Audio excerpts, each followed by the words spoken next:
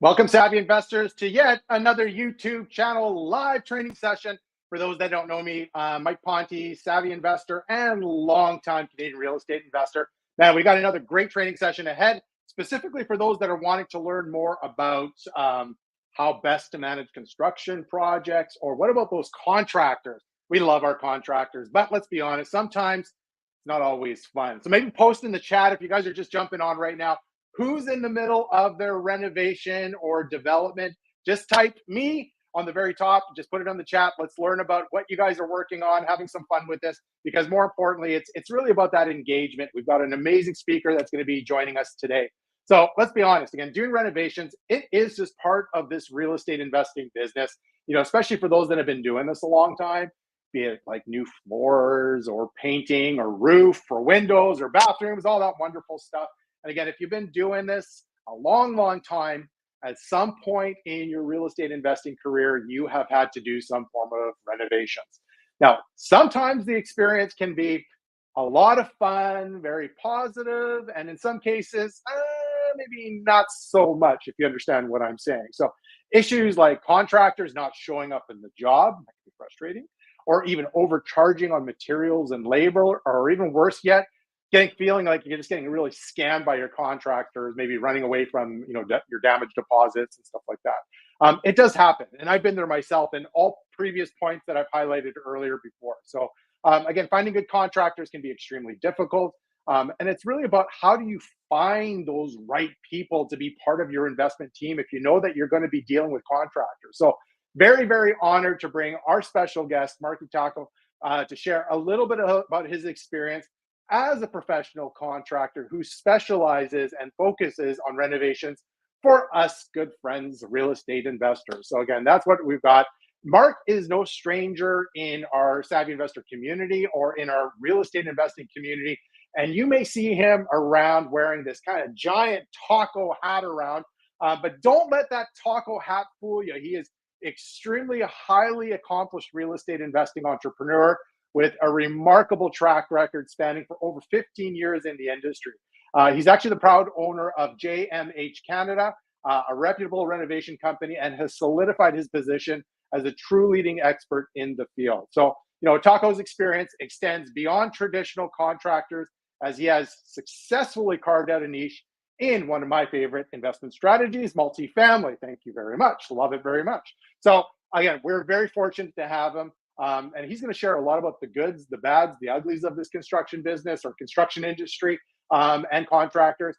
But most importantly, we're so thankful that he's going to be able to help educate us savvy investors to make us a little bit better in our space. So this is going to be a great discussion. I am so looking forward to having him share some of his wisdom. So before we get started, I also just wanted to highlight really quickly, and very proud to highlight our trusted partner on our YouTube Live.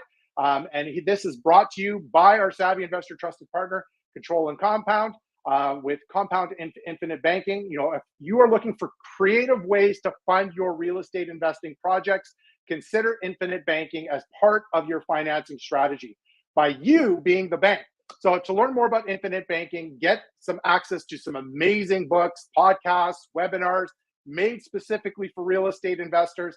Visit Control and Compound on the website, controlandcompound.com/savvy investor, to see if this financing strategy is right for you.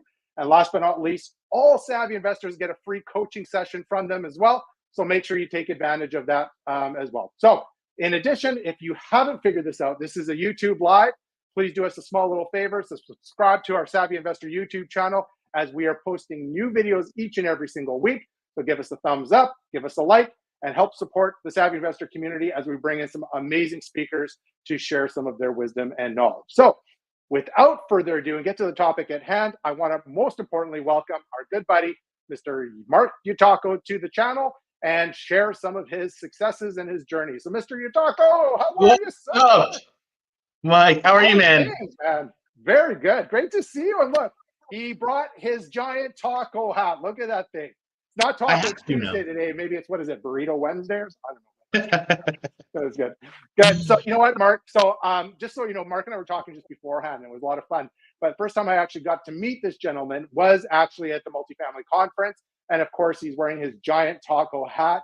sticks out like an absolute sore thumb, and I needed to have a chat with him. So, Mark, I'm positive, and you're doing such amazing things in social media. And I know probably a lot of people have seen you around, seen the Giant Taco, but would you mind maybe just sharing a little bit about yourself and what you do and how you got involved? So tell us about the taco story, sir.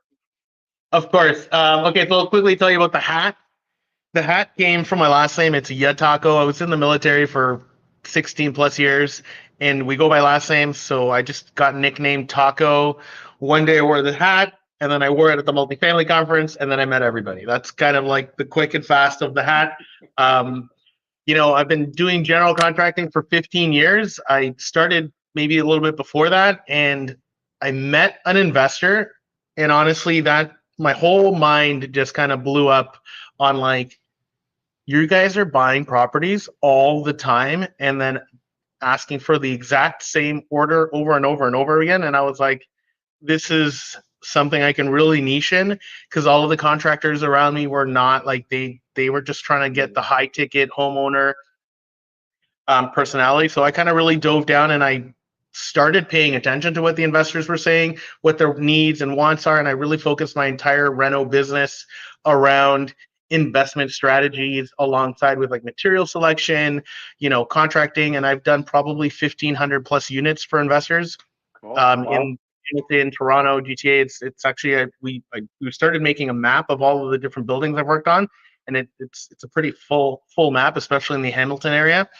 And then so I did that, and then we've kind of grown, and we've now scaled, and we have like a kitchen manufacturing sister company, Cabinets to Kitchens, and they manufacture kitchens and also wholesale, not deals, but materials. So like to investors, and we give them a great investment strategy. They help design your unit spec based on what your investment needs are. If you're flipping, you're doing a multifamily, materials should be different.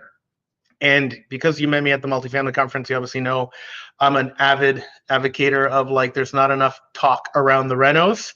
So I agree. Oh, lost you there. I can't hear you, Mark. Can you talk? Yeah. Oh, there you are. Perfect. Yep, got you now. Perfect. Thanks, bud. Appreciate it. Very, very cool. And like I said, that's amazing. That's obviously you got a ton of experience in the renovation side. And like I said, it's really, really cool. So it's been, let's kind of get into the meat and potatoes of this, because this is the discussion really. It's about, the topic was, how do I not get ripped off when it comes to contractors? And I am doing it jokingly, not really, but truthfully, it can be an extremely frustrating part. It can be really frustrating part of the business. As I said before, contractors not showing up, they may be overcharging. But maybe because you're in the industry, what are some of the common things that you are seeing out there in the business that are maybe frustrating a lot of investors? I want to see if this is even resonating with people. So if you don't mind sharing. Yeah, absolutely. For sure. I think right now, obviously the fear of being scammed is massive. It's massive. Like on the podcast, like we are in the biggest construction time and moment in history. I think we're such a big housing shortage. There's a shortage of people to do the work. Like the opportunity to get swindled is I think really high right now. You got to do your vetting. And one of the things that I find really common, and this is going to be the simplest thing, how not to get scammed, is vet your referral. I've talked to a lot of investors, and they're all like, my realtor referred me. Okay, but did you check the referral? Like people just okay, this guy told me to use it, so I use them. And it's so easy to fall into that trap because you start to trust people, right? And it's not like anybody's trying to refer a bad situation to anybody else, right? Now, I don't think anyone has that intent, but check on the referral. Don't just take the referral and just run with it. Like check up on the referral. If somebody refers Taco, man, vet me. Come see my work. Find out if I'm available. Like vet the person regardless if you got the referral, right? A lot of people are like, Taco, I want to work with you. I'm like, okay, cool. Come, let me show you what I'm doing that's similar to what you're doing to show you what I do. I don't like to just be like, okay, let's go. Like you gotta vet the referral. That's the biggest, easiest scam to fall into right now is not vetting the referral. I think that's a great. Go ahead, keep going. I'll keep going. Yeah, keep going. The other one is large deposits. Man, why would you do that to yourself? Why would you do that to yourself? Right? I understand deposits. but never do a large deposit. It's like 50% of an entire household. There's no way you're giving out way too much. Do 50% of.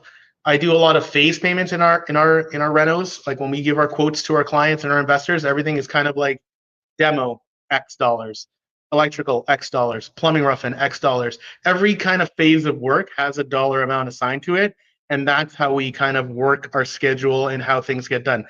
Sometimes there's a snag. Is taco perfect? Not a chance. Am I learning? Always. We're always learning. Yep. But my payments go individually in different line items. So you can say, I'll be like, hey, the demo's done. And then you can walk in and you'll be like, well, these cabinets are still up. So the demo's not done. And I'm like, you're right. Let me get those out of your way. But 50% of what? What's 50% of this kitchen? What's 50%? It's too vague and hard line to define. And that is why I never do big deposits. I don't even take deposits for my stuff. Awesome. So great stuff already, because it's funny. I've already taken some notes down. I've probably got about 1 million questions already. It's gonna, but I'll leave this one for the end, because this might come up to the question I've got for you right now. Is when we were talking about scams and things like that tend to happen, and it's just maybe scams is not the right word, as it is just not doing the right thing, or I don't know. Maybe I'm thinking of a different word. But what are some of the common red flags? So say, for example, our community of savvy investors, they're a lot of newbies. They're just beginning, and they've never done a renovation project in a lot of cases. What are flags that people should be aware of? What are the warning signs that a homeowner or an investor should be looking at, especially when it comes to hiring a contractor? You just highlighted one was vetting, but maybe there's flags that stick out. They're like, hey, hello, watch out for this. Maybe you could share real quickly about that. Yeah, for sure. So one of the things that's going to come down to risk tolerance is like understanding who the contractor is. That's, I think, the biggest red flag is who. So if you hire, and there's nothing wrong with the cheap guy or the expensive guy or the mid guy, they all come with different risks. The expensive guy is going to be expensive, but he's probably going to have a shop. He's probably going to have a showroom. He's probably going to have vehicles. You are going to be able to find him, and his flight risk is low. If you hire, a guy who comes in with his work truck, he's got all his tools in his work truck, and he shows up, and the only way to get a hold of him is his cell phone, I can change my cell phone tomorrow. The price might be cheaper, but the risk, you could run a higher risk. So you want to vet a little more on those guys. And again, one isn't better than the other. It's just, I think it comes down to risk tolerance. So that's the first thing, is who, right? Like that's like the first red flag is who. But that's a red flag to you, like depending on who you are and how you feel about doing the work. And then typically the guy that is more expensive is going to require less input from you as an investor.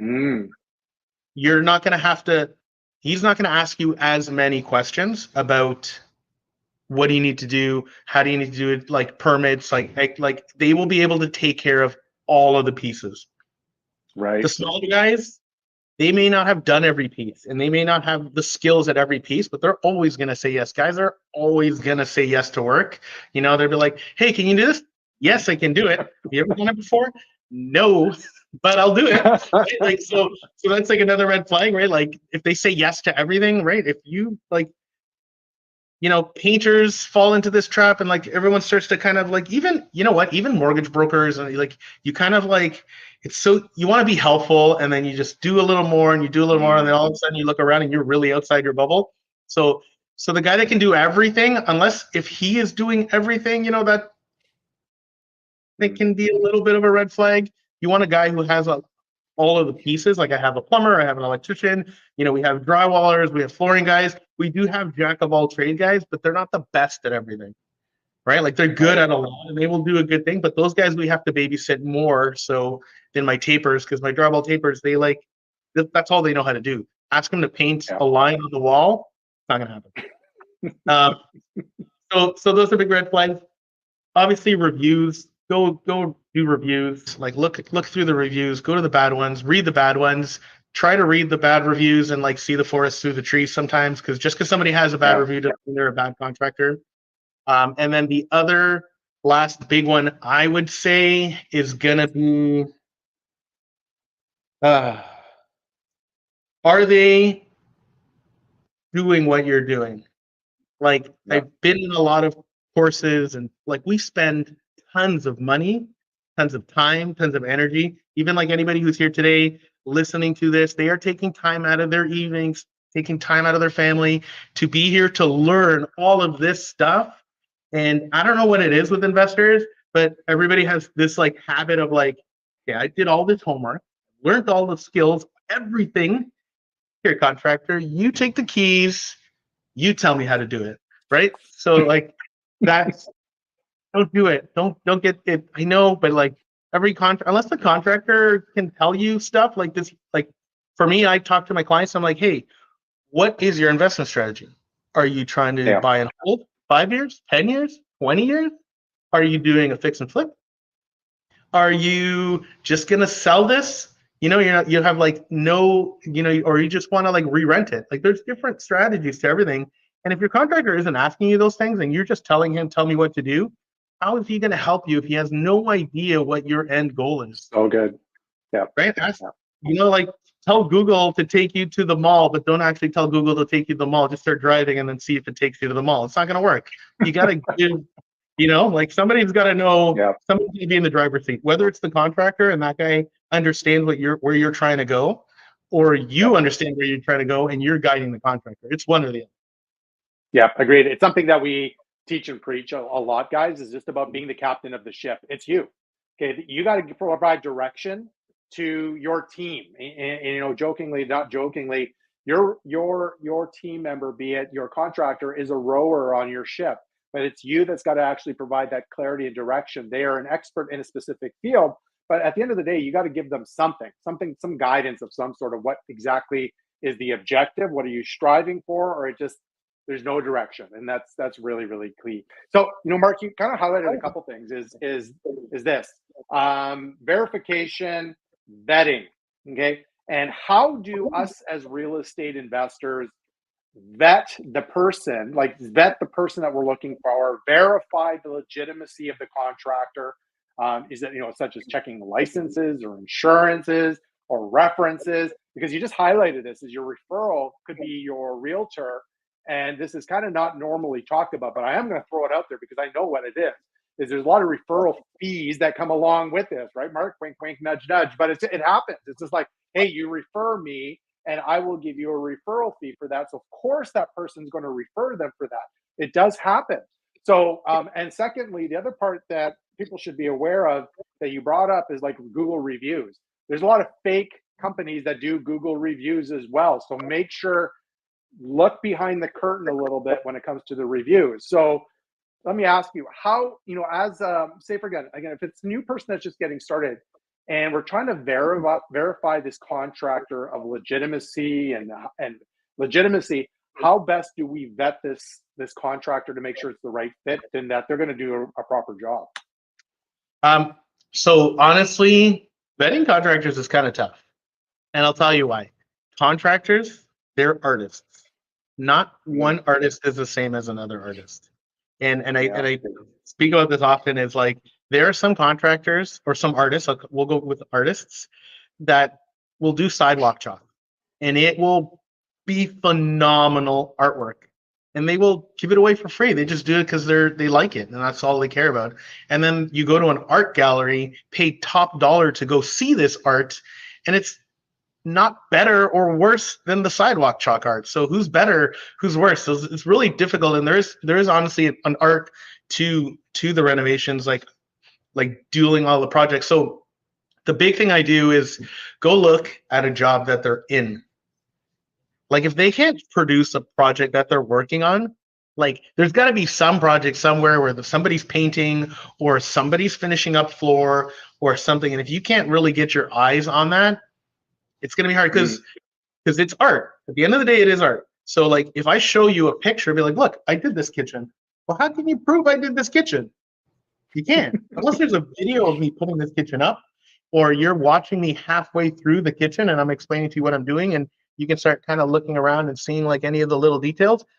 That's the only way to vet art, is to go see it. Go see it in action. Yeah. And if you can't see it in action and they're readily available, this is the busiest season. I can't, like, there's so much work. I'm like this. I'm like, stop. There's so much work out there. So there should be, active sites. A lot of investors are like, oh, Mark, I looked on your site. I don't see a lot of your projects. I'm like, my projects are active. Come, we'll go on a car ride and I'll show you like 20 sites. That will show you how busy we are. I think that's good advice. Way, especially for a new investor. Like, go see the site. Go see how clean it is. Is it like a hot mess? Is it really dirty? Mind you, it's going to be a construction site, so there is going to be, dirt and messes. But like, is everything like an explosion, or is it like kind of organized in piles and it kind of makes sense? It could still be messy, but at least there's some organization to it, or is it all over the place, right? Like, that's my best like guarantee. There's almost no way you could mess it up. If you watch a guy draw, like, at like amusement parks where you pay whatever, $20-$30 on the guy who does a caricature, you could stand there right before your turn and you're watching this guy do this thing and you're like, yeah, that guy's pretty damn good. And then you're going to sit in the chair and get yours done because it's good. That's the best way. Very good. Love it. So I guess one of my favorite topics, and I joke around because if you ask my wife, I'm a cheap person, kind of cheap, right? Cheapy. And so that's okay. But for me, it's about trying to also maintain costs when it comes to construction, because sometimes they can be a little bit shocking in a lot of cases, especially when you're getting different types of quotes. So for a lot of people, this is maybe a new thing. When we've seen, even during COVID, we saw a lot of the material costs go up drastically and stuff. So, maybe you can highlight a few things. What are some of the key factors that contribute to major construction costs? And how do us as real estate investors kind of come up with an estimate for their project? And there was actually a question that came from our Facebook community. Thanks, guys, for asking questions. Here's your opportunity, guys. You got questions? Throw them up. Mark's here. We're here to support you guys. That's what it's all about. And the first question is pretty simple. Do you use a calculator to calculate kind of a rehab job? And so maybe you can highlight, first of all, 2 points to the question. How do we calculate construction costs to get kind of a realistic estimate? And then the second part is maybe more on the cost saving strategies that you can recommend, as they're embarking in this journey of renovations. And those are two pretty big questions. So let's start off with the first one. It's the construction cost, and how do we do a reasonable calculation based on that? Yeah. So, I mean, for construction costs, I get asked all the time, right, Mark, how much is my reno? I'm like, okay, well, it's a really big kind of variable how much your reno is. A lot of people ask me for square foot price. Square foot price to me is honestly, it's just a guess. And I'm going to guess in my favor, because at the end of the day, I want to win and I want to be profitable. I don't want to lose and not be profitable, or I'm not going to take the job. So square foot price is a bit of a trap, because it's an easy number to quickly like come up with a number, but that's not going to be close to the actual number. Because you buy $2 floor or you buy $5 floor, that's going to really affect the square footage of the cost of the square footage.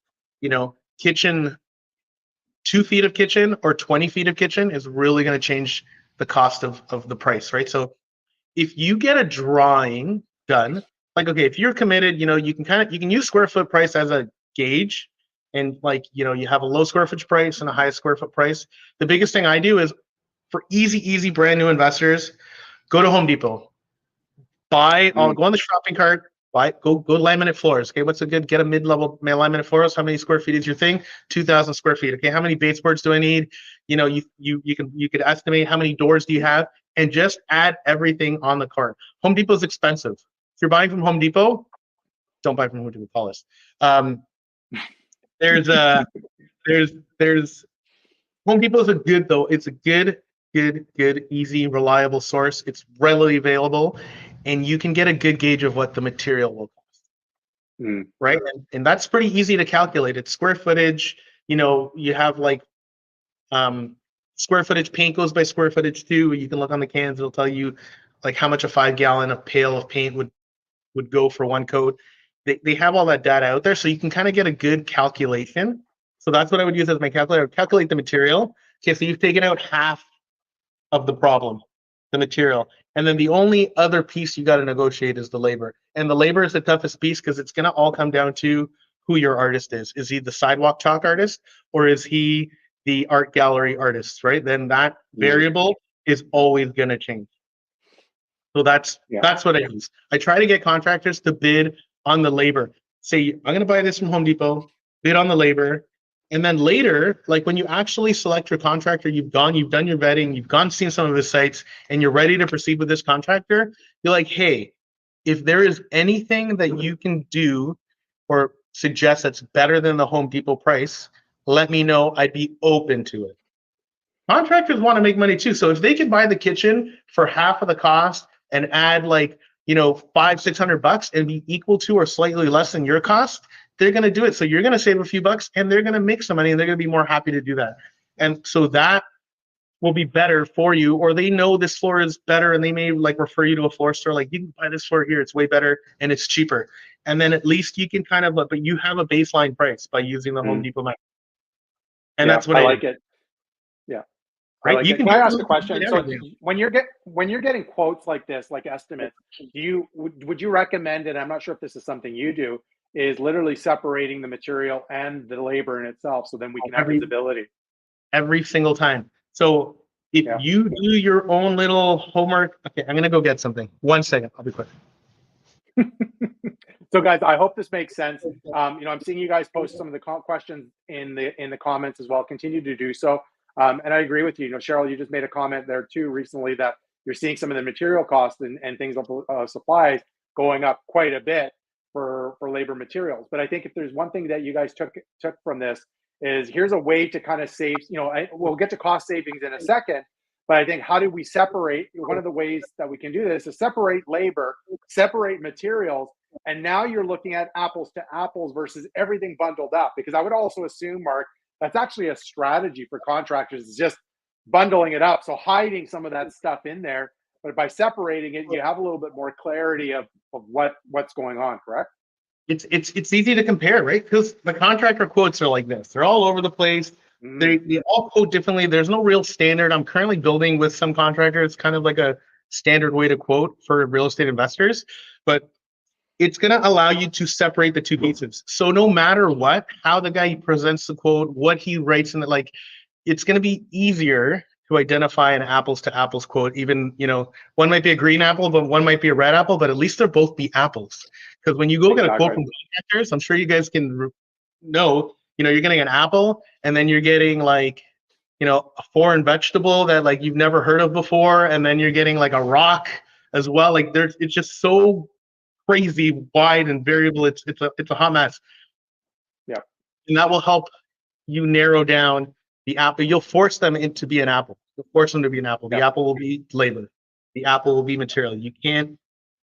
That's the best strategy. So for the material thing, go and you want to do like we do these things.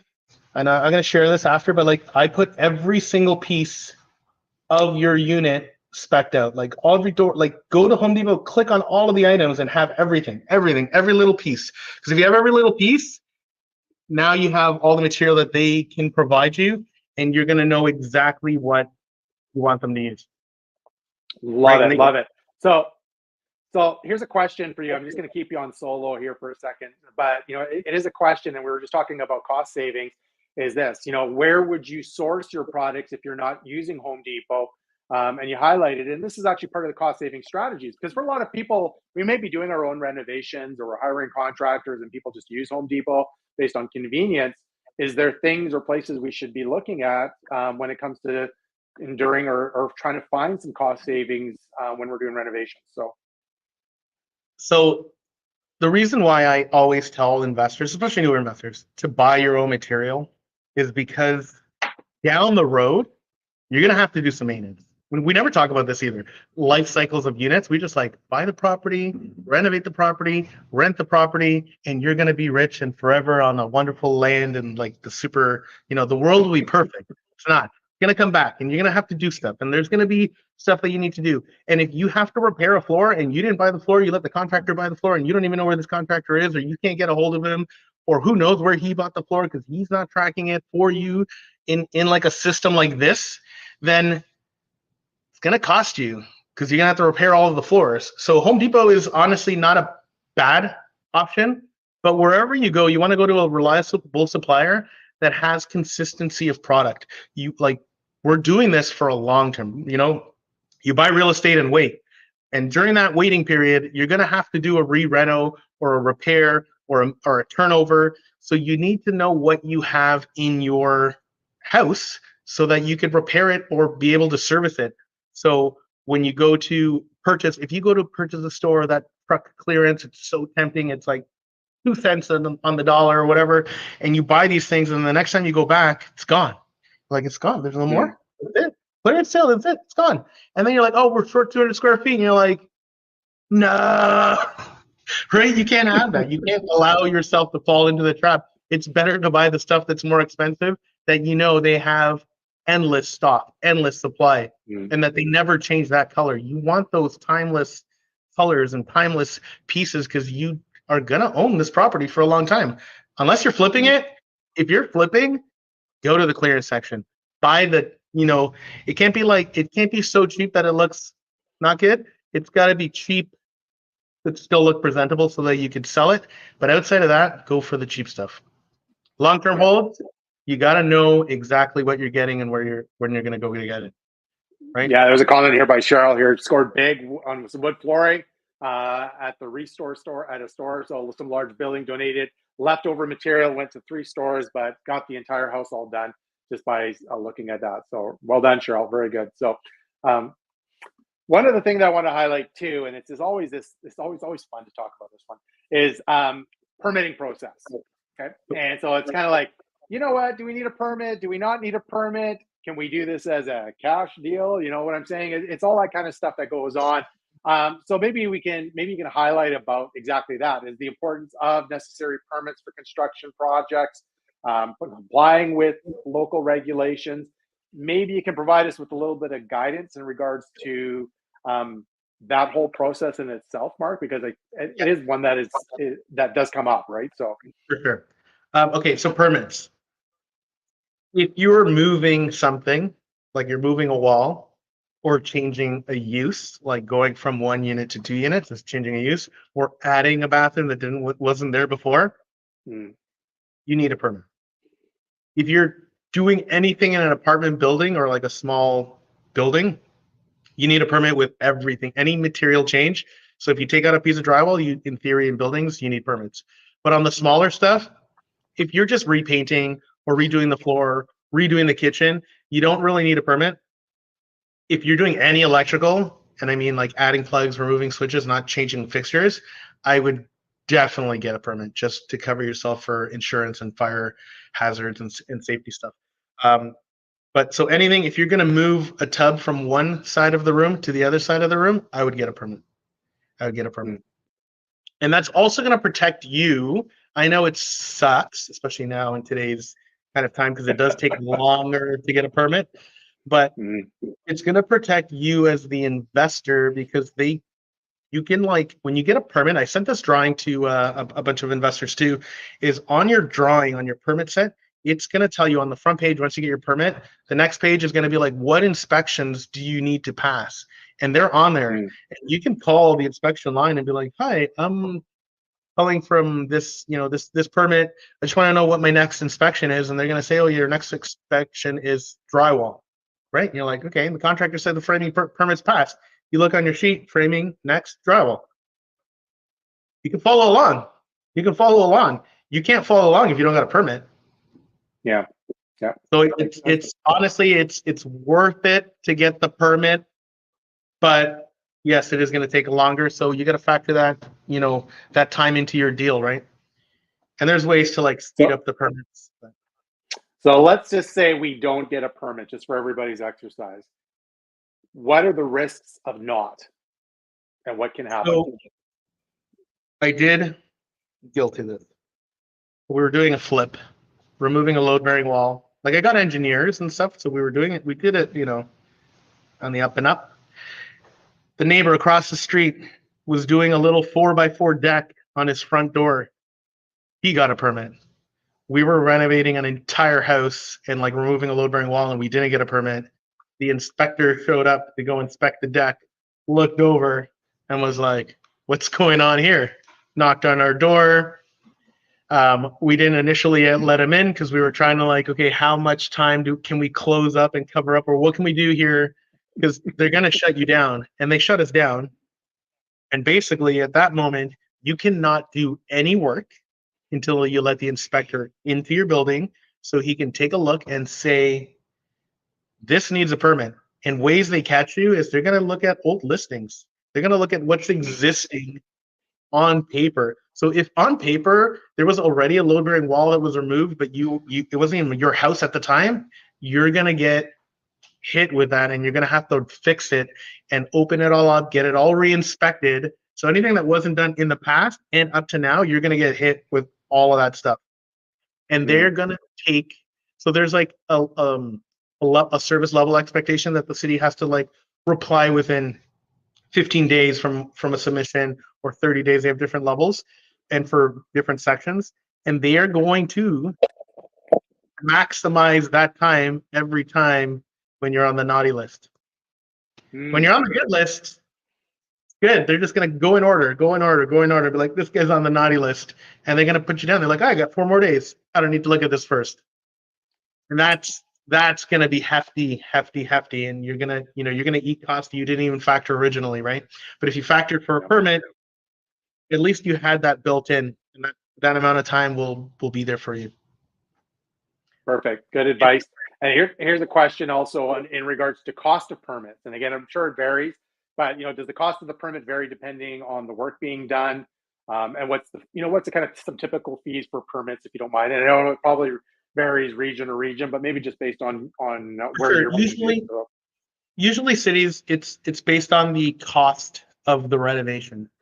So if the renovation is like $100,000, they'll charge like a percentage or a dollar amount against every $1,000. I've put in renovations that were like not the true cost, so that we didn't pay the top fee. But you can't put it like so low that the city's gonna like come on, you're gonna build a glove for $5? Come on, right? They're looking at this paperwork, right? But appreciate that the city's also looking at this paperwork, and they've seen quotes, and the quotes are like this, right? So who's not to say you got a quote down here, right? That's one of the things. The other thing is, depending on how much stuff you're touching, so business, the house systems. So if you're touching HVAC, you're going to need a mechanical engineer. If you're touching like structural stuff, you're going to need a structural engineer, right? But everything will need an architect. So an architect will go and just draw up the existing and then your proposed, and then he's got a fee that, it depends on how much drawing he has to do. Is typically they're going to be, I don't know, 1,000, 5,000. If you're doing like an apartment building or bigger stuff, it's obviously going to be more, but you're going to be in that range there. But then everything is going to be marked. Even on these drawings, it's going to say what type of drywall they should use, how they should do it. I'm actually doing a segment on our Discord about how to read drawings, like high level, not architectural level, but like how an investor can kind of like skim through drawings and like what are some things to note, and like how do architects identify different things, and it'll tell you how they do the fire separation and how. So when you're looking at what's on the job site or what materials you're getting built, it should kind of match what's on the permit. Got it. Perfect. Good. And Cheryl, hopefully that answers your question. So like I said, great advice, great insight. Thanks for sharing that. So one of the questions I'm going to have for you, and this is kind of this one happens a lot too, is really about contracts and contractor contracts, Mark. So what should be included in a contract or an agreement before a homeowner or contractor to really protect both parties' interest in this arrangement? What should be part of the contract arrangement? It should be no different than like when you have a marriage contract. It's how do you break up? How do you break up? How do you break up with your contractor? Look, we all know contractors aren't perfect. You already know people are getting scammed or things don't work out with contractors, right? Because the barrier of entry is so easy. Tomorrow, anybody can show up and be a contractor. I'll just get a tool belt, grab some tools. If I go buy used tools, it's even better, because a lot of the advice out there is like, don't trust new tools, trust old tools, right? Well, I can go to the store down the street, the rehab, and buy a bunch of used tools, and I look like a professional. And I walk in, as long as I can, articulate the right things, I'm a trustworthy contractor. So how do you break up with a contractor, right? Like, how do you break up? If you do percentage, I've gone to court with other like sub trades and stuff like that. We did a big project, and what happened was when you break up, and if you go to small claims court, you're going to have to prove to somebody who is not a contractor, who is a judge, and they are going to decide who's right or wrong. And you're going to have to argue this contract, this paper, this percentage. What percentage of work was completed? It's going to be very difficult to draw a fine line in the sand. So that's why I like phase payments, right? Each thing has an item. So say what everything is included and what it's going to cost. And then at least it's broken out. And then if we break up, how do we break up and what are the conditions of breaking up? If you're not on the job site for, 6 consecutive days, okay, then that gives you an opportunity to break up with them. Like whatever it is, however you choose to break up with them. But like if you do break up with a contractor, you want to draw the line in the sand. So how do you break up? And also what is included in the contract, who's buying what material and who's not buying what material, and what like scope of work. Scope of work is big. Write out the scope of work. People are like, electrical, $5,000. Like, okay, well, what's that? What's electrical? Like, how many lights are you installing? Are they supplying light bulbs? Plugs and switches. Are there dimmers? Because people are like, oh, switches. And they're like, oh, I thought it was dimmers. Like, no, there's switches. Switches and dimmers are two different things. So the more you can verbalize and it can just be written out like what you want to do, and that's what's going to help you. We're finalizing a checklist for investors that we have. Like it's something that I use for my contractors already inherently, but it's not as clean and investor friendly like newer investor. It's like more trade specific. So it's very technical stuff. So I'm erasing some of the technical terms and making them into more simplified stuff so people can understand, and have like USB plugs, DFI plugs, dimmers, switches, pot lights, fire rated pot lights. I'm including all of these items so you can just kind of go on this list and just go check, and then add that to your contract. And then you can get your contractor to sign it, right? Sign their contract or you sign your contract, but like it should be what actually the scope of work is. That's the biggest thing. Scope of work and how to break up. Those are the top things. I love that. To be honest with you, I actually don't sign too many contracts. I've just kind of thought about this as a new one for me too, because I always trust my contractors because I've built really good relationships. But it goes right to saying it should be an agreement that honestly, I think it's something us as real estate investors should have. If they don't have one, put one together. And it may be something that we create on Savvy Investor to help kind of create a contract. For those that be interested in that, just give me a yes or a thumbs up or whatever, because it may be something that we try to help create. Maybe I'll get the Mark sign off on seeing if he likes it as well, just to get that approval, just to help support you guys. So super one of the things that cool. So one of the things that happens all the time, it's like timelines. This is like, okay, you know what? It will only take 2 weeks. It'll only take, where are you going? It'll only take 2 weeks. It'll only take 3 weeks, right? It happens. And so I know for myself, I've learned this over the years. Been doing this a long time. And I'm like, yeah, what they say, and again, this is me, add 20 to 30%. That's probably the cost. And then secondly, it's also the timeline. But you know what? It is costly. It can be really time consuming. How do we know projects are staying on schedule without delays or issues? And maybe you can highlight, how do we hold our contractors accountable to try to maintain a specific timeline or milestone, or at the very least provide some kind of communication that, hey, we're running behind or whatever. Yeah, that's honestly a massive, massive problem, because even some stuff I'm not even in control of, right? Like, for example, if you're doing duplex, triplex conversions, we're doing that for a couple of investors right now. And I got to call the electrical company, add more power to the house. And they're going to say, we're going to show up today. Today could be a month from now, 3 months from now. There is nothing I can do to speed or slow that down. That is on their agenda. So there are going to be things that you are not in control of, especially when you're upgrading water lines and the city needs to tie into your upgraded water line. I can dig the hole, I can put the pipe, but the city is going to put the pipe. That is very difficult to control. So you can only control so many things. Even inspectors, sometimes you get an inspector and he wants additional stuff. And for example, we're doing this basement project. I'm talking about this is stuff that's happening today, like recent stuff, even for me. And it's tough. There's some stuff I can't avoid. The inspector was like, no, we want 2 strain sets. One for the unit above, one for the unit down below. And I'm like, yeah, but that's not really required. And he's like, well, this city is requiring it, and that's what we have.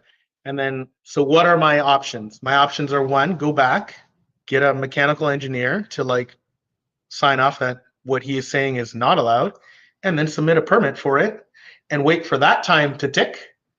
Or do I just do what he asks, which is extra work? I didn't choose to add this extra work, but it's going to get us closed and moving along sooner. See, I'm the bad guy. Either way, I'm the bad guy. Either way, I'm the bad guy. They're like, Mark, you're taking so long. And I'm like, there's nothing I can do. There's some stuff that it's honestly unavoidable. And it is super difficult because the problem with building code, and this is where kind of you run into some of these things, is building code is the interpretation of building code. So how you read a sentence and I read the sentence, it's wildly different. And then same thing when you're with the building inspector, how he looks at a thing and how I look at it, they could be wildly different. So having an experienced contractor is going to help you out with that stuff because they've hit a lot of those problems and hurdles and understand like, okay, well, this is going to be my fastest option. My fastest option was just to do whatever the inspector wanted, because to go back and submit and wait, especially in today's environment where like the cities are backlogged, it's not worth it. So how do you keep your contractor in timeline? One is like, I would say you could keep them more in line once you start hitting the inspection passes. Like once you're done the drywall inspection, after that, it's just painting floor, trim, doors, paint. Like that can just go and the inspector doesn't have to come back to the end. Some of the water line upgrades or the electrical stuff that's going to use third party, like city, people or the inspectors, like you kind of have no control whether you did it or I did it. It doesn't matter. Sometimes it depends on the person. And it's why sometimes timelines get shifted. So one of the platforms that we use on our contracting program is we kind of like have our schedule, what our allotted schedule is. And then each inspection, after the inspection, we'll send out an email to report to you to say, we passed or we failed because the inspector wanted X, Y, Z. So we got to go back and redo that. And for us to redo that, it's going to take an additional 2 days. So the whole schedule slides over. It's not ideal. A lot of contractors aren't paid by the hour, right? I'm not paid by the hour. I do pay by the project. Guess what? I need this project done just as fast as you do. And it's tough sometimes to, like I said, like in that scenario where like either way, I'm giving the investor the bad news and there's nothing I can do about it. I'm the bad guy both ways. And I'm trying to help them, right? So that is honestly, it's tough. It's tough because there's so many variables to the timeline. Be active on your site. Get like I do WhatsApp photos for newer investors. I have like programs and software that I use now, but like WhatsApp group, make a WhatsApp group or a chat group and get that person to do daily photos, right? Or have your property manager or you, if you're in the area, swing by, poke your head in the room, right? Does it look like stuff moved? Check yesterday's photos. If you're not, then it's going to be hard to track. Is there a guy there every day? There are 2 guys there every day.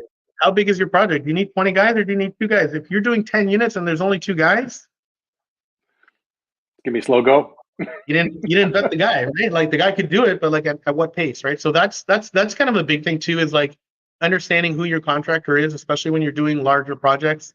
I had an investor who was doing, we were just supplying the material and they had four sites. I went to drop off the material. Nobody's home. Okay, dropped it off. Keys, go to the next job site. 1 dude. Okay, drywall's got to go up. Next site, and then I just called the investor. I'm like, yo, man, do you have like different contractors or is it the same contractor doing all 3 projects? And he was like, oh, it's the same guy. I was like, doesn't have a lot of guys. Like, I'm not trying to throw the guy under the bus. It's just more like, investor. Like, I think you need to keep your eye on the stuff. And then lo and behold, the contractor only finished 1 of the units, and then he hired another contractor to push the other one. Because like, you got to make sure that the contractor is the size of the projects you want to do, right? Like like I said, we're doing, 10 plus units. I can take you to 10 plus different job sites and there'll be different people at each job site. And they're like, okay, this guy's got this many people. I only need 5 units worth of stuff. He can handle it. There's enough different people I've met. But if you go to one site and there's only 3 guys and that's all you've met and you need them to do 10 units, you got to do more vetting. Going to be a long slog. I agree. So You touched on this one, and I think it's an important one. And then, I got a million questions still, guys. Keep throwing it on the chat. I know. Maybe I could steal Mark. Maybe I could steal Mark for maybe a few more minutes after. Maybe if he's nice enough for me. He's a pretty nice guy, I think. But the one thing you just brought up is communication, actually, which is an important one too. And so I think you shared a little bit about how you communicate with some of your clients, and maybe what are some best practices to keep lines of communication open. And I'm going to throw a little bit of a monkey wrench into it as well, because for us real estate investors, especially our savvy investor community, we may not be investing within our own backyard. So we don't have the luxury of just saying, driving down the street to go take a look and take a peek inside of our project. How do we do that? And like, I'm happy to share my what we do, but at the same time, let's hear from your perspective, from our contractor side, about lines of communication and how do we maintain good communication practice with our contractors, and who should be leading that? Yeah, I think that's like at the beginning, right? Like when you're signing the contract and you're kind of getting the guy in already, like once you've vetted the guy, and just be like, look, man, what I want from you more than anything is a daily update of a quick snapshot of the units. And then when we get into some crucial things, especially because I'm in Toronto and you're in like Vancouver or Alberta, wherever you're investing, I want to like just have like a daily, and I just want it daily. And like what I do is I just do what I would send them a video of what your expectation is, right? Like go in your home and be like, look, I want to see a video of my kitchen like this. Because the contractor will just be like, the kitchen's done. Right? You're like, oh wow, those cabinets look good. Like the backsplash looks good. What about the other half of the kitchen that you can't see? Right? You're like, is that done? Is it? Mm-hmm. Right? So you want like, if you want a picture of the bathroom, you want the whole bathroom. You want to be able to see the whole thing. So if you can send them sample photos, because everybody's not good. They can't read what you want, right? So if you send them something to replicate, super simple, super easy. And that conversation happens in the beginning, right? You got to tell the guy, look, I'm doing this and I just want updates. That's it. And and if you can update me where we're at on the inspections, which inspection's coming next, and that's it. Like that's kind of like all you need. Yeah. Awesome. For myself with my contractors, and for a lot of people that know me, I don't actually have a lot of properties. So I'm based in Vancouver, don't have a lot of properties within my vicinity. So I don't get a chance to peek. But there's this wonderful technology called your phone. It's amazing what this thing can do. And you mentioned it, Mark, is our WhatsApp chat, and I have WhatsApp chats with my team. And every single day, exactly like you said, it's amazing what they do. Is they'll provide me not pictures, sometimes pictures, but it's mostly videos of updates of what's going on. They'll do a quick video blog and send it over. I'll take a look and see what's going on every single day. And sometimes we're just doing it as live, and it works really, really well, where they can provide me a quick update. But that's when you start to kind of get a sense of good quality team members, is that they're open to sharing and showing progress on a daily basis. In some cases, it's not always daily, especially when you've got a good quality contractor as part of your investment team. But again, it's you got to have that trusting relationship. I always say short leash first, and then extend it out as you start to build a relationship. But honestly, the communication is wide open. So when there are delays and things are happening, we're always in a touching point, which works very, very well. And in addition, one of the other things we're also doing is having our property manager let him or her poke in the door to take a look and see what's going on, just as a check and balance based on the videos and everything that's coming through as well. So anyway, a little bit of advice. That's the way we manage it, especially when we're investing literally coast to coast. And we just can't be there. But again, there's a lot of things that you're gonna have to do to trust your team. But like I said, have that open line of communication. There's so many tools that are available right now in this day and age that can open those lines of communication. So very cool. Awesome. Real quick. So, oh man, it's going by so fast here. So I got a couple of things. You're gonna have to have me on again. You're gonna have to have me on again. I'm gonna have to bring you back on. It's just what's gonna happen, right? So I'll have to do a Taco Tuesday 2.0 or something like that. I'm not sure what it is. But so one of the questions I have is like insurance and liability. Okay, so here's a common question is, what types of insurance should investors have and contractors have to protect themselves? They come in recommended, but accidents happen, damages happen in a project in itself. So, how do investors, how do we verify the contractor has adequate insurance, and what should we be kind of looking for? Yeah, so you should have so contractors should have a general liability insurance, right? It's Yeah. basically all they need for the work. And then if they're doing like plumbing or electrical, then they need to have more specific insurance and coverages in those areas. So general liability would be like, the contractor shows up and you can actually ask them, sorry, I'll go back here. You could ask for a insurance certificate. So the company, so I ask this a lot from sometimes when we hire subtrades to go work on another project. I mean, I don't have like a strong relationship with them and I don't have their stuff on record. I will ask them for an insurance certificate. And what it is it will say that this general liability policy will cover this address from this date to this date, right? Which is the time frame that you're working in. And it's a free thing. They just got to call their insurance and ask for an insurance certificate on your property. So then now your project is protected by, and it'll say like what the coverage is for each kind of category. So if they're not Nice. doing any plumbing, well, then you don't really need tons of coverage in it, right? You need more of the liability coverage. So that's a big thing. If they're doing plumbing, electrical, or HVAC, they should have a license like gas, water, and electricity. You should have a ticket. And then in Ontario, we have like WSIB. There are some other like liability kind of things that you need. So WSIB insurance is mandatory in Ontario. It's something that every contractor who works with another contractor or a business needs to have. And it's same. You can Google these kind of things. You can even go on the insurance certificate and pull it up. But the biggest one is the general liability certificate. Get that with your property name on it, and they'll put it for a window of time, and then that property's covered. So if any accident happens, then you have an ability to create a claim. Perfect. Awesome. Well done. And thanks for sharing that. That's good.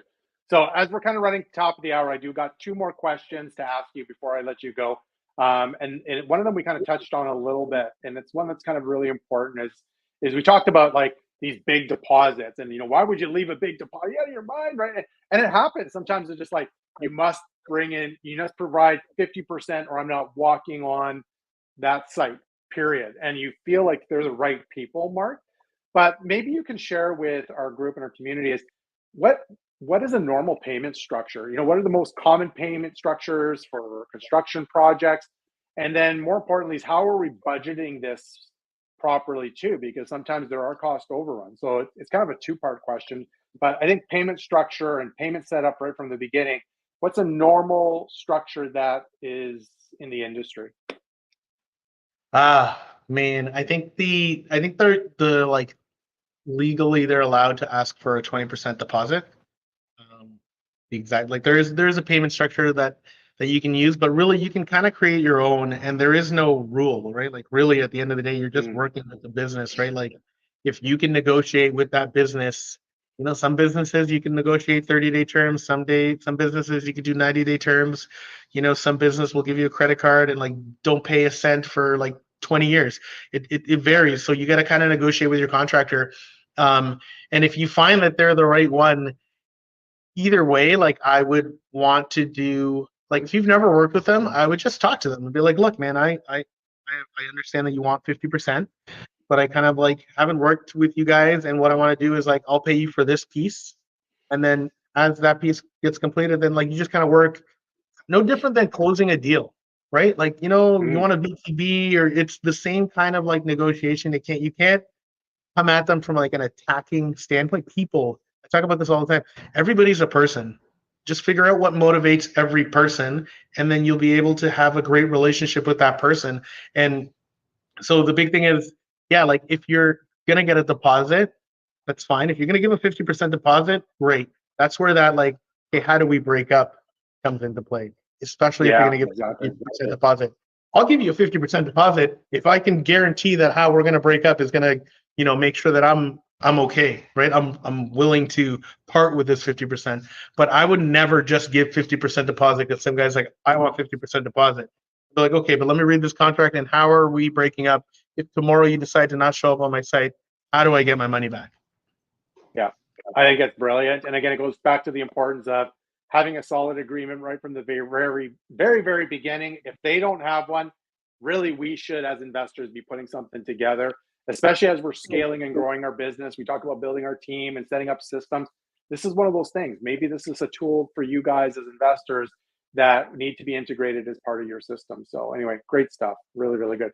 Okay, last question. And it's always my favorite one, Mark. It's just like, final words of wisdom. And honestly, like we got a lot of people that are new, getting started, maybe in the middle of a burr project or whatever, just even mid-range. And this is a frustrating point. But final words of wisdom to those that are in our savvy investor community when it comes to kind of avoiding being scammed by contractors or any obstacles specifically in the construction industry, that you can just leave them with that words of wisdom at the very, very end. Yeah, no, for sure. I think honestly, it's you got to vet your contractors, right? You got to vet the contractors, even the referral, right? Vet the referral. Like you got to do your due diligence on the person. That's one. Two, if you have a permit, it's going to help. The permit's going to help keep the contractor in line, right? Because they're going to have to go through checks and balances with the city in order to close. And then the last like big thing is they're people, right? And if you can understand what their objectives are, like the size of company they are and how they operate, you're going to understand what your risks are going with a big company. For example, for us, we have like a 10,000 square foot shop. You're going to come in here, you give me a $10,000 deposit. It's going to be hard for me to disappear overnight. I got machinery and like it's a big space. It's harder. If you gave Walmart $1 million, you're going to find they're everywhere. They can't disappear, right? It's going to be very difficult. Like they could disappear. There's always likelihood, but like your level of that is low. So until you build that relationship with that person, right? The more of a flight risk they are, honestly, like, make sure you have your checks and balances in place. All contractors aren't the best guys on the planet. No different than all investors aren't the best guys on the planet. Learn from everybody, talk to everybody. And honestly, just, you got to do your due diligence at the end of the day. They're artists and truly understand that they are artists, and they're all not good at everything. I could say I'm good at everything, but I'm not. Love it. You know what, Mark? This has been great. Like I said, we're definitely gonna have to bring you back on. If you guys think we should bring Mark back on, give us the thumbs up. Like I'll miss that taco hat. Anyway, looking forward to see you again. But honestly, Mark, thanks for sharing such amazing stuff to our community. Lots of valuable insights. I know we could probably be here for another hour. But at the end of the day, if they want to learn about you, Mark, again, this is maybe the first time they're seeing you. Where should they go to find you? What's your recommendation of them to find you? Sure. All of my socials are at Talk About Investing. It's right here, somewhere here. One of these things. Yeah. At Talk About Investing is all of my social media on Instagram, Facebook, YouTube. We have this network called Grow Community. It's a free network, and we go live 4 times a week, and we cover reno topics. We touch on deals. We do a lot of stuff. It's a lot of like just more conversation pieces. It's free to join. It's on a platform called Discord, and it's at Grow Networking. They're also on Instagram, but if you DM me on Talk About Investing, I'll send you all the information, and that's honestly like the best way to get a hold of me and ask the best questions. I'm live there 5 times a week for an hour. So if you want to pick my brain for an hour, I'm available 5 times a day. 5 times a day. 5 times a week. Yeah. Mark's pretty active actually on Instagram. He's such a treat. I could message him really quickly, and his response rate's pretty good. So, guys, just so you guys know, I put the details of Mark in the description of the video. Check him out. Great stuff. Make sure you follow him. He's a wealth of knowledge, and it's been really great to have you again. So, Mark, thanks again so much for joining us. I really, really appreciate you sharing with our community. Thanks again. No, man, thank you guys. Like honestly, I just enjoy sharing, and like I've really like happy with how everybody's like receiving all of the stuff that we're talking about, because I think it's under talked about the renos, and I'm trying to like really change the problem, right? Like a lot of investors have this problem. This reno piece is the over budget piece, is the overtime piece, is the most problematic piece. So if I can talk as much as I can from my experiences and have other people share their experiences, then that's how we're going to make this no longer the hardest piece, and then there'll be a new piece, and other guys can tackle that. But that's what I'm trying to do. Love it. Very good. So, guys, thanks, Mark, again. So, guys, as we kind of wrap up, I just want to thanks to all those that joined us, that are watching this live, watching the recording side of the things. We hope you found a lot of value. If you did, please give us a thumbs up. And if you haven't done this yet, hit the subscribe button. Help us grow our Savvy Investor channel, as we want to continue to provide as much value as we possibly can as we're uploading new videos every single week. Okay. So again, for those that are watching the recording, or again, for those that are live, please post your questions, post your comments below for me, or even for Mark. I'll forward those off to Mark. Hopefully he'll be nice enough to respond accordingly, which I know he will, because at the end of the day, we're all here to support our investing community. So with that being said, thanks again for joining us. I look forward to seeing you at our next upcoming live training session, which is next Wednesday. We'll see you guys all soon. Cheers.